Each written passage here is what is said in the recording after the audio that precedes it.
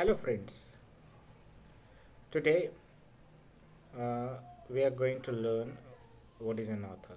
It is second video lecture of what is an author. In last lecture we have seen that uh, post-structuralists try to study the text, means it is text-centered theory, text-centered criticism. Post structuralists, they don't believe in author, they don't believe in background, but structuralists, they believe in background, particularly they believe in author. Rolla Barthes, in his death of author, tries to give freedom to the reader. According to him, after finishing with the book, the author dies. Author has no existence. It is only the text which can give us the meaning. Every reader has freedom to take whatever meaning he feels. It is there in the text. Michel Foucault tries to answer death of author. He, in his essay, tries to tell exactly what is the author, what is an author.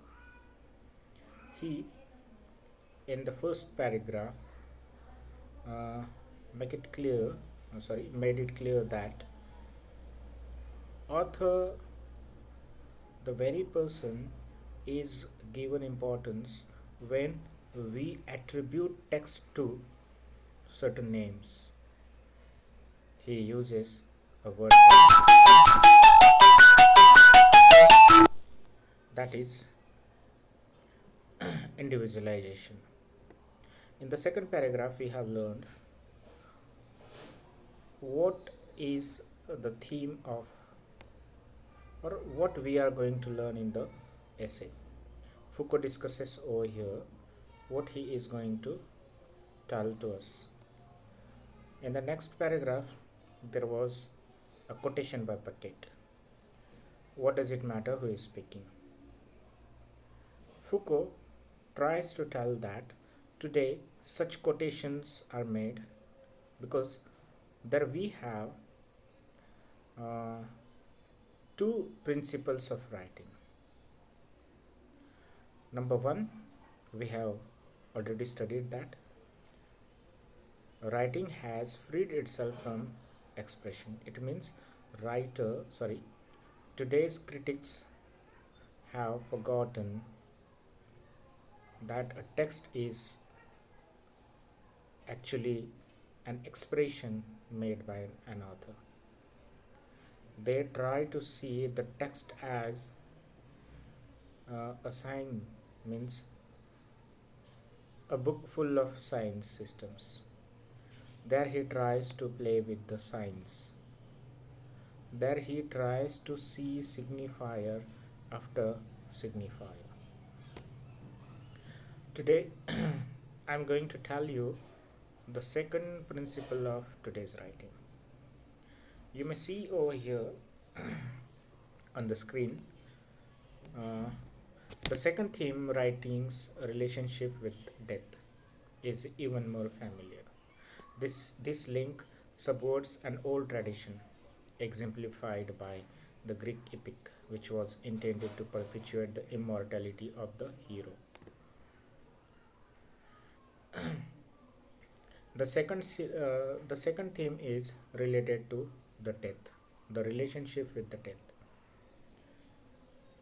As we have already, means I have already told to you that Rolla Barthes, he tells that there is the death of the author. It means after writing the text, the author dies. So this is the relationship in today's writing. What Foucault says, before the same was there. If you let me read that as a paragraph first, then I'll explain to you. This links subverts an old tradition exemplified by the Greek epic, which was intended to perpetuate the immortality of the hero. If he was willing to die young, it was so that his life, consecrated and magnified by death, might pass into immortality. The narrative then redeemed this accepted death. In another way, the motivation as well as the theme and the pretext of Thousand and One Nights was also the eluding of death. One spoke telling stories into the early morning in order to forestall death, to postpone the day of reckoning that would silence the narrator. Shehzada's narrative in an effort renewed each night to keep death outside the circle of life. So here in there was a tradition in Greek literature that hero used to die young. After the death, the hero used to be immortal. Today we know Hamlet. Today we know Othello. Today we know King Lear. Today we know a lot of heroes. Why? Because they died. Their death became immortality. It means their death brought them immortality. The same happened with the narrator too. The narrator,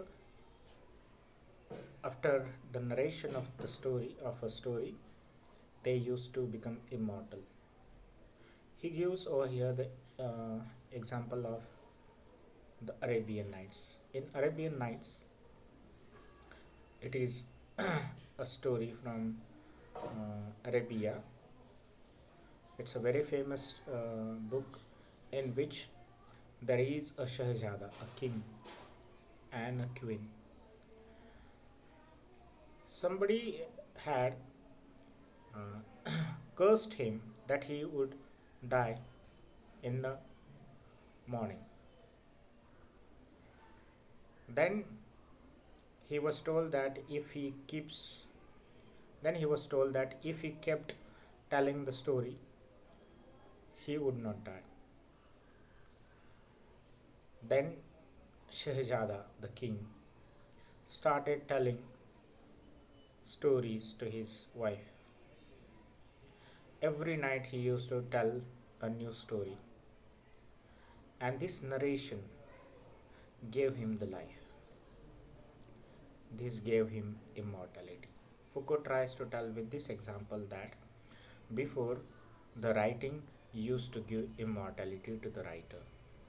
The author used to become immortal. Today, today's writing has killed destroyed that immortality and brought death to the author. Means today's writing has changed the relationship of writing with immortality and brought their death. These two are the principles of today's writing.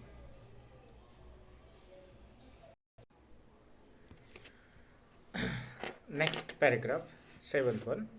Our culture has metamorphosed this idea of narrative or writing as something designed to ward off death. Writing has become linked to sacrifice, even to the sacrifice of life. It is now a voluntary effacement that does not need to be represented in books since it is brought about in writers' very existence. The work which once had the duty of providing immortality now possesses the right to kill, to be its author's murderer, as in the case of Flaubert, Proust, and Kafka.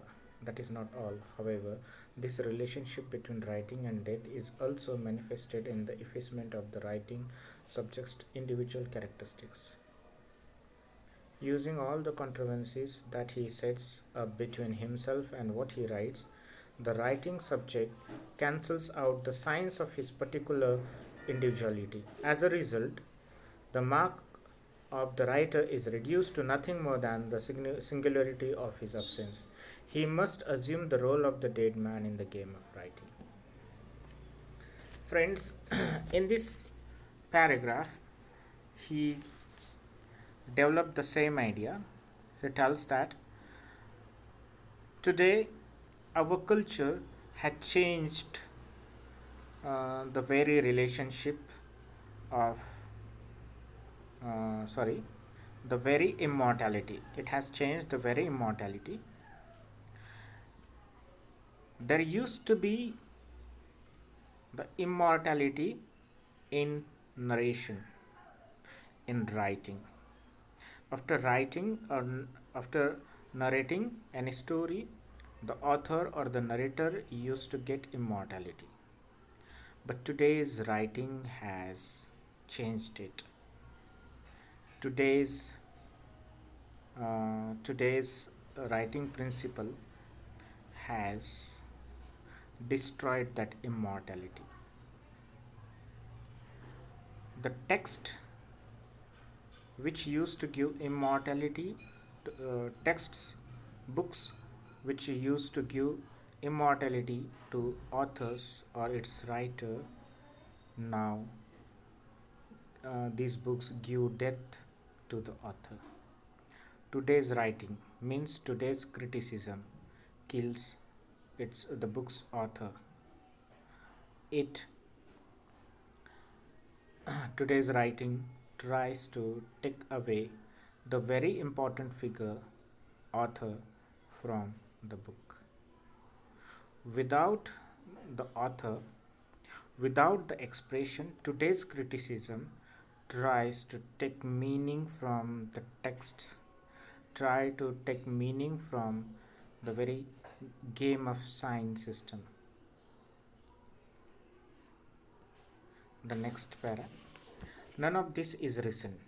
Criticism and philosophy took note of disappearance or death of the author some time ago, but the consequences of their discovery of it have not been sufficiently examined, nor has its importance been accurately measured. A certain number of notions that are intended to replace the privileged position of the author actually seem to preserve that privilege and suppress the real meaning of his disappearance.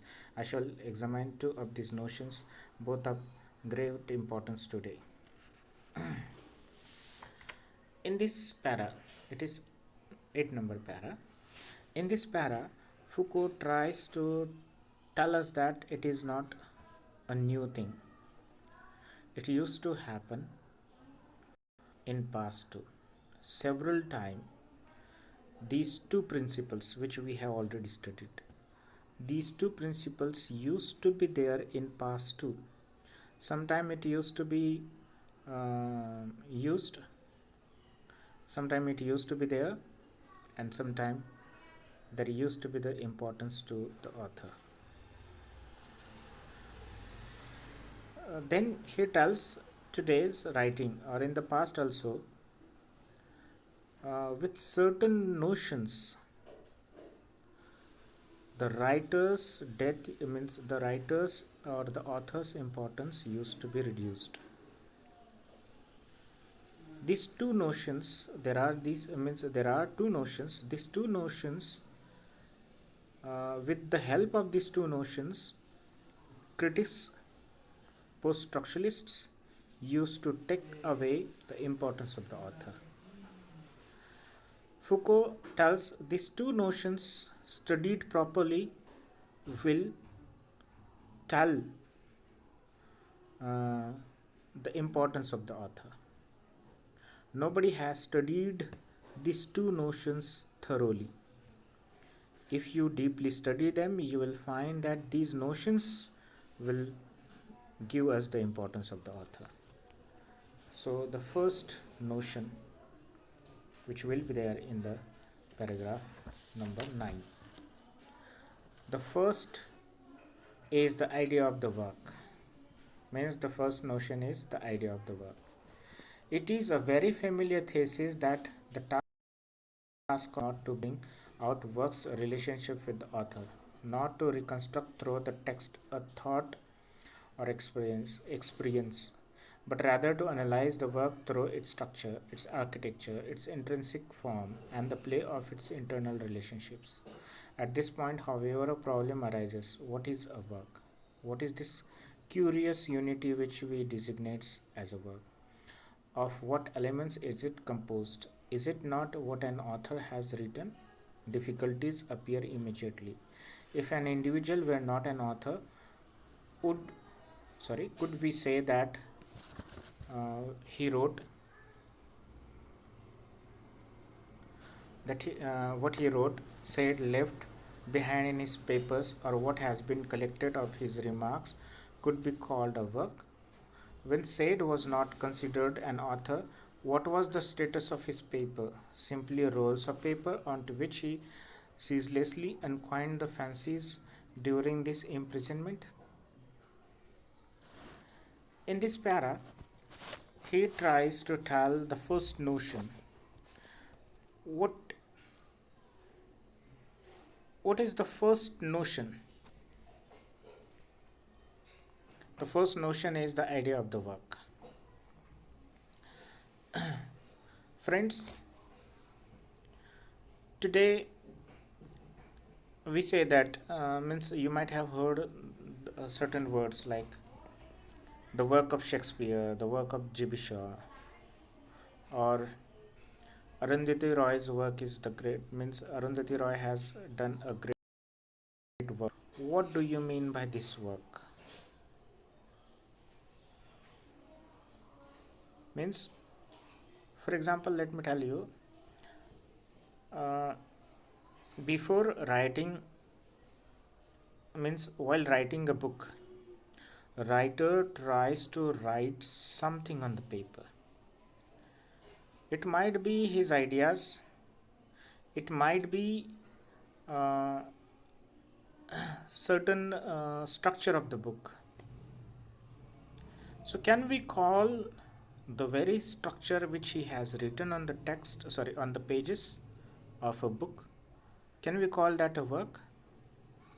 Or for example, if G.B. Shaw, if he is writing something on the pages, can we call that written pages as a work? For example, if he wants to buy grocery items, if he writes a list of grocery items on a page, can we call that as a work? If a writer has written a story and before get it published he makes several changes, before making these changes, will you call all those pages as a work? There are a lot of changes made in manuscript of any book. Can we call that manuscript as a work?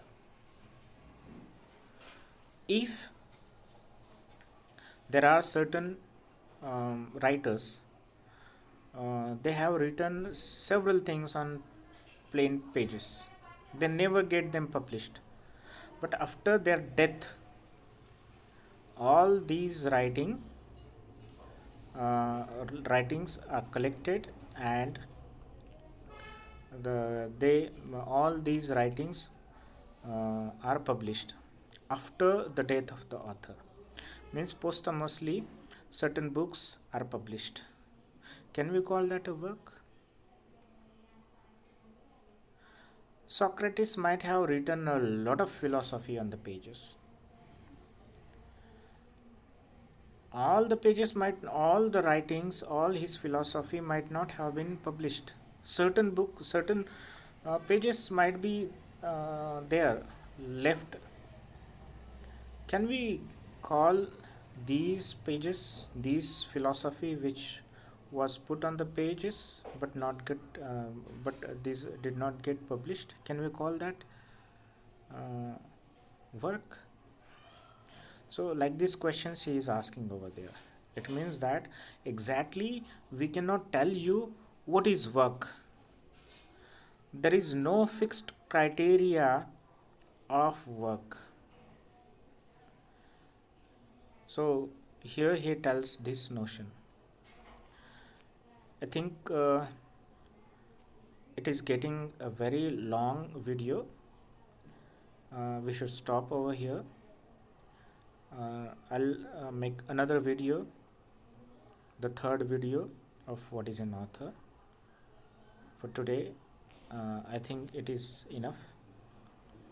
Okay, bye bye. If you have any query, please let me know that.